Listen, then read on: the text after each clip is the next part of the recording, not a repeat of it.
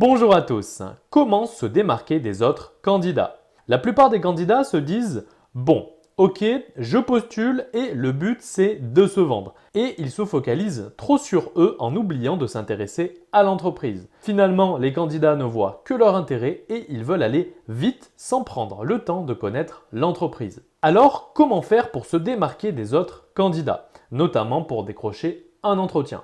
Je suis Axel, créateur de jobpourmoi.fr, coach en entretien d'embauche et dans cette vidéo, je vais vous montrer comment vous démarquer des autres candidats pour trouver un emploi. La recherche d'emploi est un moment difficile, alors donnez-vous toutes les chances pour trouver un emploi qui vous corresponde rapidement. Pour cela, si vous souhaitez recevoir des conseils pour votre recherche d'emploi sur comment faire votre CV, mais aussi des astuces pour décrocher plus d'entretiens ainsi qu'une liste de compétences à mentionner dans votre CV, il y a un lien dans la description. Vous n'avez qu'à cliquer, saisir votre email et vous recevrez tout ce contenu gratuitement par email.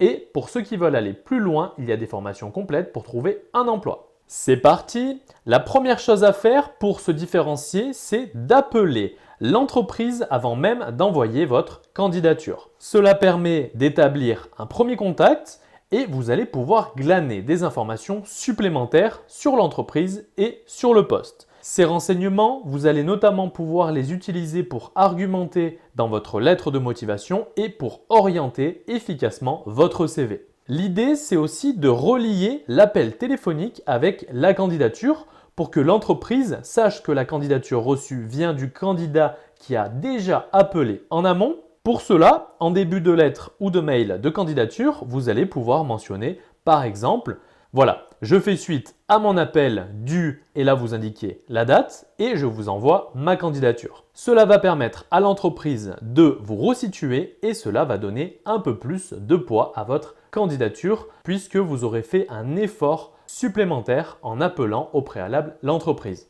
La deuxième chose à faire pour se différencier, c'est d'identifier le recruteur. L'idée, c'est de retrouver la personne en charge du recrutement sur ce poste, c'est-à-dire la personne à qui vous allez envoyer votre candidature. En clair, de rechercher qui est la personne qui va vous intégrer dans son service. Vous pourrez ainsi lui envoyer directement votre candidature. Alors, une petite astuce pour retrouver le nom de la personne en charge du recrutement, c'est d'aller sur LinkedIn, sur le profil de l'entreprise et de rechercher la personne qui peut être potentiellement votre futur manager, c'est-à-dire de rechercher qui est le responsable du service qui va vous accueillir. Dans un premier temps, vous allez analyser l'annonce de l'offre, surtout l'adresse mail de contact pour l'envoi de votre candidature. Si elle est nominative du type prénom, nom, arrobase, le nom de l'entreprise, alors là, c'est OK.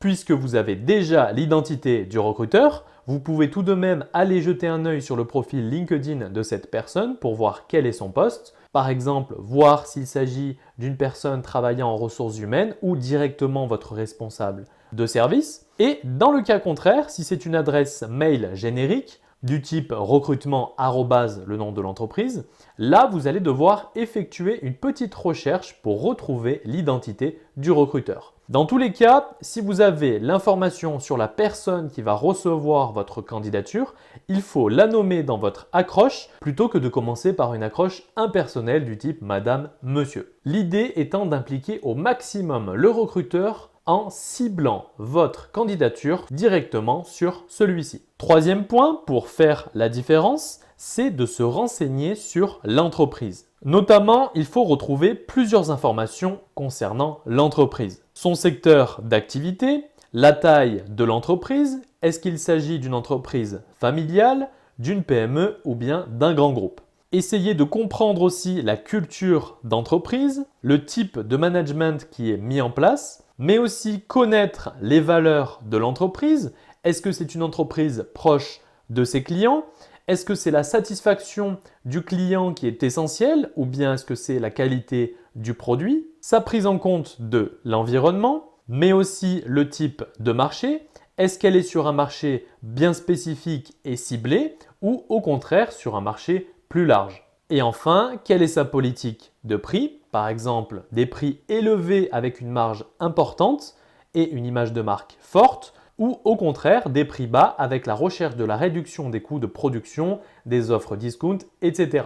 L'idée en recherchant tous ces critères, c'est de vous faire une image globale de l'entreprise. Il ne s'agit pas de dire votre entreprise est leader sur le marché, ainsi que toutes les phrases bateau du même genre. Au contraire, toutes ces informations permettent justement d'éviter cette erreur et de se caler sur le profil type à avoir. De plus, l'idée de s'intéresser réellement à l'entreprise, c'est de refléter son identité et sa vision dans votre candidature, au travers notamment de votre lettre ou de votre mail de motivation. En fait, la connaissance de tous ces éléments va vous permettre notamment de jauger les qualités sur lesquelles insister en fonction de leur degré d'importance par rapport à l'entreprise, notamment en fonction de sa taille et de son secteur d'activité. Par exemple, pour un poste de comptable dans une petite entreprise familiale, les qualités premières seront plutôt la polyvalence, l'autonomie ainsi que la prise d'initiative,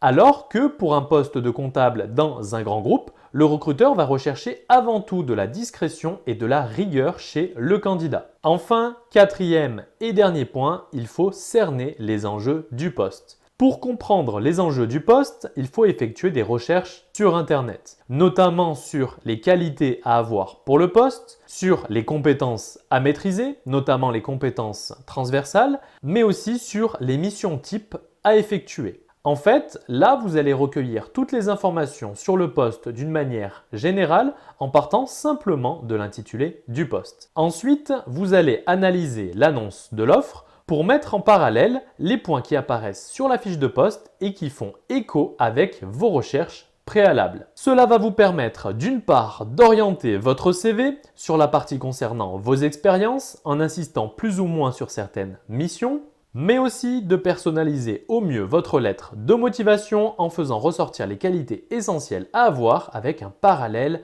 sur vos dernières expériences. Par exemple, si vous postulez pour un poste au service qualité, vous pouvez indiquer que vous avez à cœur la satisfaction du client puisque dans votre dernier poste, vous preniez soin d'envoyer un mail après le traitement de certaines demandes clients pour les suivre et vous assurer de leur bonne résolution. Pour conclure, rares sont les candidats à sortir du cadre impersonnel des candidatures et des lettres toutes faites envoyées en masse. Alors oui, appliquer tous ces conseils demande un travail supplémentaire, mais c'est justement avec ce type d'attitude que vous allez vous démarquer des autres candidats qui, eux, ne feront sans doute pas tous ces efforts, qui certes passeront beaucoup moins de temps que vous sur leur candidature et qui en enverront d'ailleurs certainement beaucoup plus, mais qui auront la plupart du temps pour résultat des refus systématiques. Et même si ce type de candidat décroche un emploi, généralement ils vont se retrouver dans une entreprise comme ça un peu au hasard,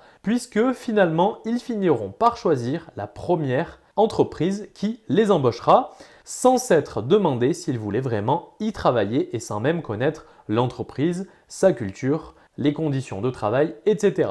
Alors que vous avez établi un premier contact au préalable en appelant, vous savez qui est en charge du recrutement et vous vous adressez directement à cette personne, mais aussi vous connaissez parfaitement le poste et l'entreprise. Donc là, forcément, si votre profil colle avec le poste, vous aurez toutes les chances de décrocher un entretien et in fine de décrocher le poste. Donc voilà pour cette vidéo sur comment vous démarquer des autres candidats. Je me répète, si vous souhaitez recevoir des conseils pour votre recherche d'emploi sur comment faire votre CV, mais aussi des astuces pour décrocher plus d'entretiens ainsi qu'une liste de compétences à mentionner dans votre CV, il y a un lien dans la description, vous n'avez qu'à cliquer, saisir votre email et vous recevrez tout ce contenu gratuitement par email. Je suis Axel, créateur de jobpourmoi.fr, coach en entretien d'embauche. Je vous souhaite bon courage pour votre recherche d'emploi et je vous dis à bientôt.